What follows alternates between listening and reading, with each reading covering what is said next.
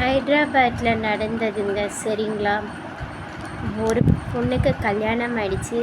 கல்யாணமாகி 7 வயசில் ஒரு குழந்த, 11 வயசில் ஒரு குழந்தைன்னு 2 ஆண் மகன்கள். 2 பேருமே ஆண் குழந்தைங்கள். இவங்களுக்கு பார்த்திங்கன்னாங்க, கண்ணில் ஏதோ குறைபாடு ஒன்று வந்திருக்கு. அடிக்கடிக்கு கண்ணில் பிரச்சனை. அது பார்த்திங்கன்னா 4 மணி நேரத்துக்கு ஒரு தடவை கண்ணில் மருந்து விடணுமா. அம்மாக்கிட்டேருந்து குழந்தைங்களுக்கும் பாதிச்சிருக்கு. இவங்க 3 பேருக்குமே ஒரு 4 மணி நேரத்துக்கு ஒரு தடவை 3 பேருக்குமே கண்ணில் மருந்து விடணும் போல். புருஷன்காரன் என்ன பண்ணியிருக்கான், உங்களுக்கு மருந்துக்கு செலவு பண்ணுறதுக்கு, வீட்டு செலவு பண்ணுறதுக்குன்னு எல்லாத்துக்குமே கணக்கு பார்த்து ரொம்ப திட்டி சண்டை போட்டு பிரச்சனை பண்ணிக்கிட்டே இருந்திருக்கா. அன்பு கொஞ்சம் கொஞ்சமாக குறைஞ்சிட்டு வந்திருக்கு.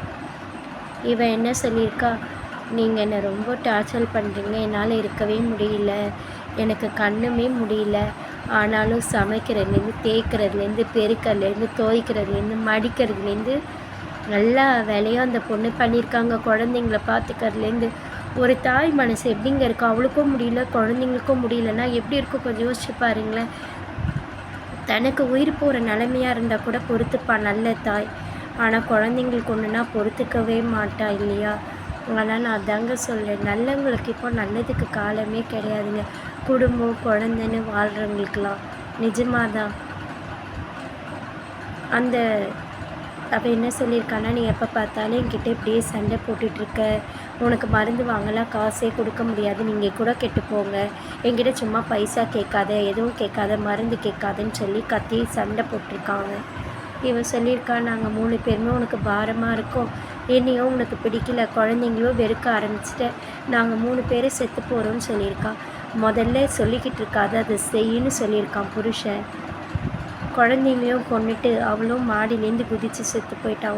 ஒன்று தாங்க சொல்லுவேன், ஒருத்தங்க சாகுறேன்னு சொல்கிறாங்கன்னா மனசளவில் எவ்வளோ கஷ்டப்பட்டிருப்பாங்க, எவ்வளோ விரக்தியாக இருப்பாங்க, எவ்வளோ வெறுமையாக ஃபீல் பண்ணியிருப்பாங்க. அந்த இடத்துல அவங்களுடைய என்ன சொல்கிறது, ஒரு தன்னம்பிக்கை தைரியம் எல்லாத்தையும் தொலைச்சிருப்பாங்க. ஒன்று சொல்கிறேன், அன்பு கொடுங்க, யாரோ மாதிரி பார்க்காதீங்க. சில ஆண்கள் அப்படி தான் இருக்கீங்க, அடிக்கிறதோ துன்புறுத்துறதோ செய்கிற செலவுக்கு கணக்கு பார்க்குறதோ எதுவும் செய்யாமல் இருக்கிறதோன்னு. தயவு செஞ்சு அப்படி இருக்காதீங்க. வாழ்க்கையில் மனைவி குழந்தைகள் நம்மளுக்கு சுமையல்ல, சுகம். அவங்க தான் நமக்கு வாழ்க்கைத்தானே இறுதி வரைக்கும் வரப்போகிறது. தாய்க்கு பின் தாரம், தாய்க்கு பின் தாரம். தாரம் நம்மளுக்கு முன்னாடி இறந்துட்டாங்கன்னா அதுக்கப்புறம் நம்ம பசங்க. அதை புரிஞ்சுக்கோங்க. இங்கே ஆணும் சரி பெண்ணும் சரி யாரும் யாருக்கும் பாரம் இல்லை. யாரும் யாரையும் பழி வாங்காதீங்க, குத்தி காமிக்காதீங்க, எந்த தப்பும் செய்யாதீங்க. வாழ்க்கையை புரிஞ்சு தெளிஞ்சு நடங்க. தயவு செஞ்சு வாழ்க்கை துணையில் செய்கிறதுக்கு ஆணும் பெண்ணும் 2 பேருமே சரிக்கு சமம்தான். குடும்பத்தை இருவரும் திட்டம் போட்டு வர பணத்தை வச்சு குடும்பம் நடத்துறது தான் அழகு. 2 பேருமே நீ யார் நான் யார், நீ பெருசு நான் பெருசு, இது என் பணம் உன் பணம், நீ நான் எங்கே பிரிவினை வரதோ அது குடும்பம் உறவு விரிசலுக்கு நீங்களே அஸ்திவாரம் போட்டதுக்கு சமம். புரிஞ்சு நடங்க. என்னுடைய ஒரு பதிவும் வாழ்க்கையை வாழ்வதற்கு, வாழ்க்கையை நல்ல முறை பாதையில் வாழ்கிறதுக்காக போடுற பதிவு.